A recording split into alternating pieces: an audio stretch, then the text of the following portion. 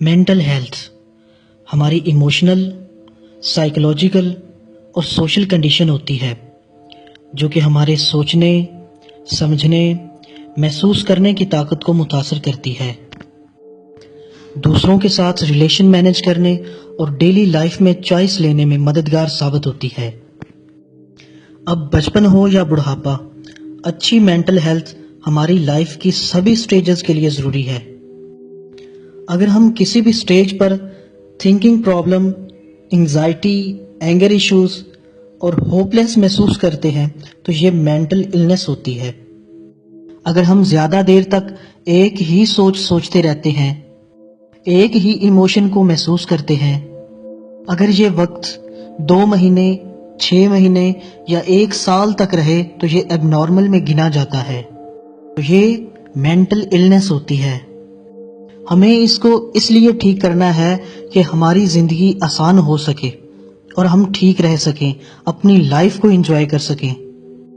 یہ mental illness ہماری emotional condition کو بری طرح متاثر کرتی ہے، ہمارے ریلیشن شپس کو ڈسٹرائے کر سکتی ہے، ہماری سوچنے، سمجھنے، بولنے اور محسوس کرنے کی صلاحیت کو متاثر کر سکتی ہے۔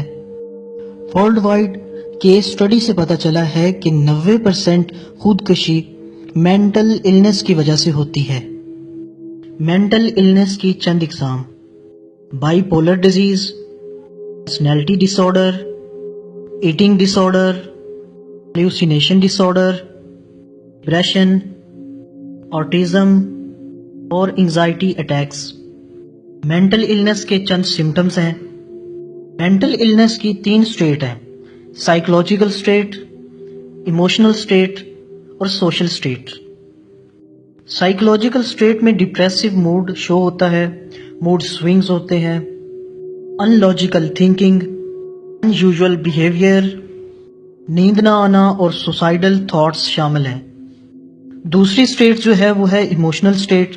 ایموشنل سٹیٹ میں خود کو ہارا ہوا محسوس کرنا، سیلف کانفیڈینس کی کمی محسوس کرنا اور کسی بھی کام میں دل نہ لگنا، بہت زیادہ غصہ ہونا، ہمیشہ اداس رہنا، خود کو کم انرجی والا انسان کنسیڈر کرنا۔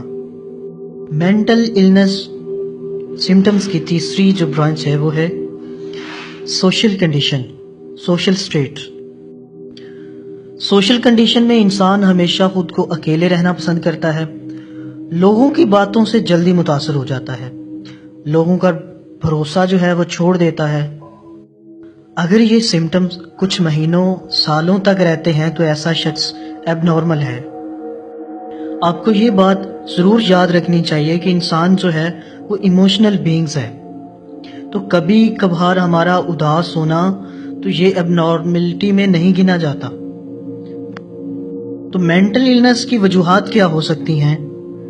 ہمارے بایولوجیکل فیکٹرز، ہمارے جینز اور ہمارے برین کیمسٹری، کوئی حادثہ یا چائلڈہڈ ایبیوز، فیملی کی mental health history, brain injury, کوئی بری عادت یا ایڈکشن، مینٹل النس کی بہت بڑی وجوہات میں سے یہ وجوہات ہو سکتی ہیں۔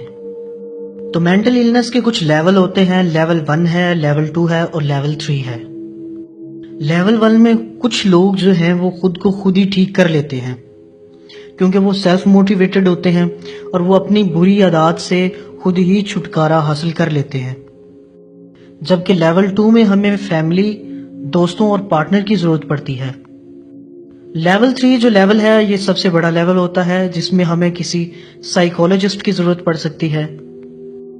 اگر ہم لیول 1 میں خود کو خود ٹھیک کرنے کی بجائے کسی ایکسپرٹ کے پاس چلے جائیں، کسی سائیکولوجسٹ کے پاس چلے جائیں تو وہ ہمارے لیے زیادہ مددگار ثابت ہوگا، وہ ہماری زیادہ ہیلپ آؤٹ کر سکے گا، کیونکہ زیادہ تر لوگوں کے پاس اتنی اویئرنیس، اتنی نالج نہیں ہوتی کہ وہ خود کو خود ہی ٹھیک کر پائیں۔ اگر ہم خود کو پرسکون کرنا چاہتے ہیں، اپنی زندگی کو انجوائے کرنا چاہتے ہیں، اپنے دن کا آغاز ٹھیک سے کریں، نہ 1 سے 2 گھنٹہ اپنے آپ کو دیں۔ 1 سے 2 گھنٹے میں آپ روزانہ میڈیٹیشن کر سکتے ہیں، آپ مارننگ واک کر سکتے ہیں، آپ بک ریڈنگ کر سکتے ہیں۔